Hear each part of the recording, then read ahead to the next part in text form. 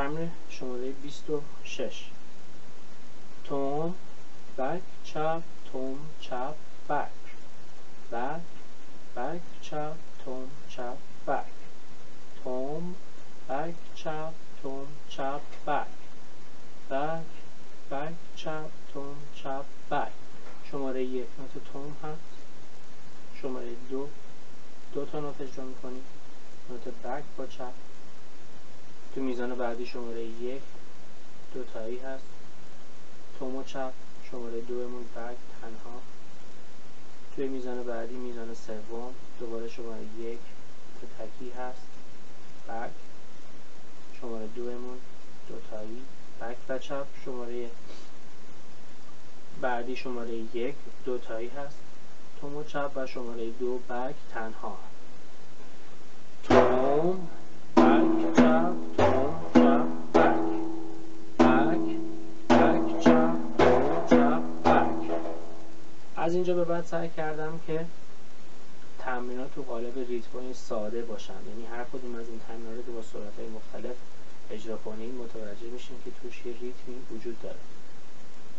ریتم‌های ساده گذاشتیم که بچه‌ها هم شنیده باشن، همین که بهتر درکش کنن و همین که خواستن با ساز دیگه‌ای به غیر از دف دو نوازی کنن یه مفهومی داشته باشه براشون.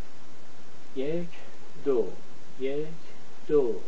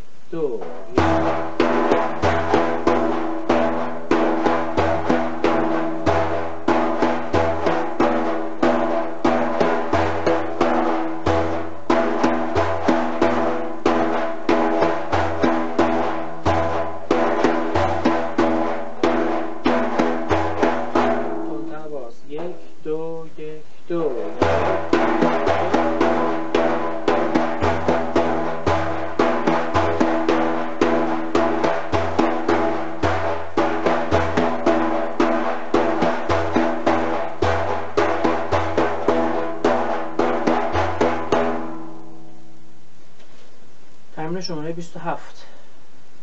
توم بک چپ توم بک بک بک چپ توم بک.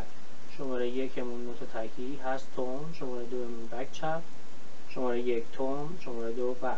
شماره 1 بک. شماره 2 بک چپ. شماره 1 توم. شماره 2 بک. با سرعت پایین 1 2 1 2 1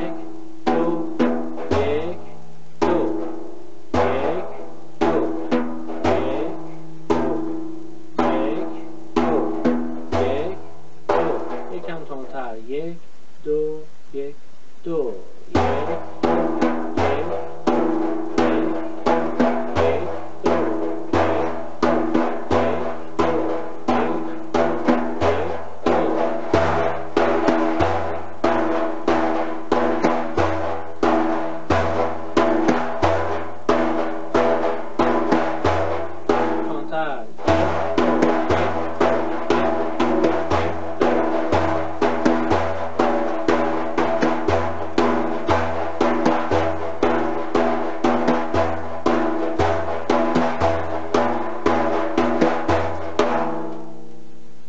شماره 28.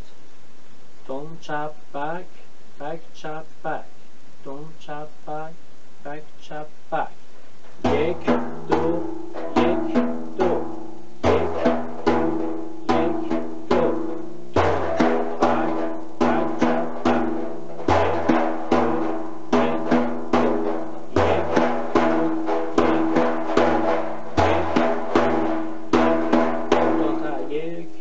1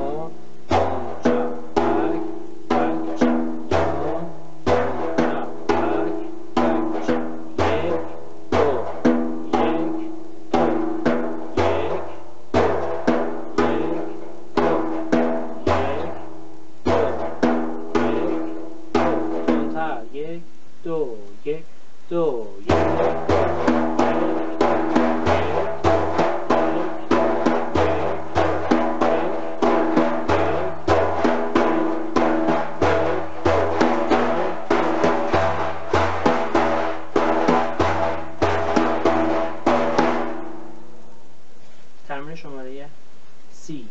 توم بک بک، توم بک. تکرار دو میزان. توم بک بک، توم بک.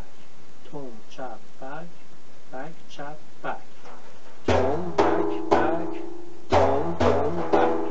توم بک بک، توم بک. توم چپ بک چپ بک. توم بک بک، توم بک. توم چپ بک چپ بک. یک دو یک. تکرار.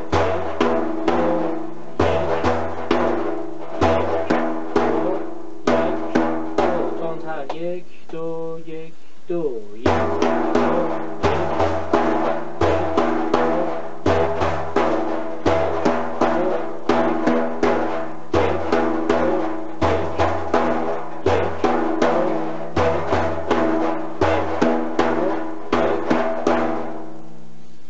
تمرین شماره 31.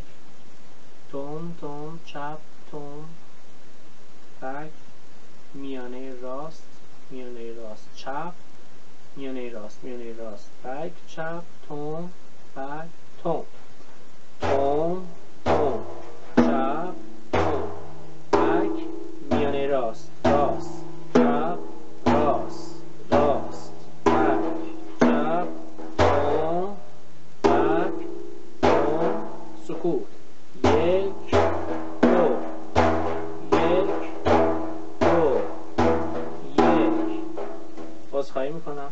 یک دو یک دو یک دو یک دو یک دو. سکوت. یک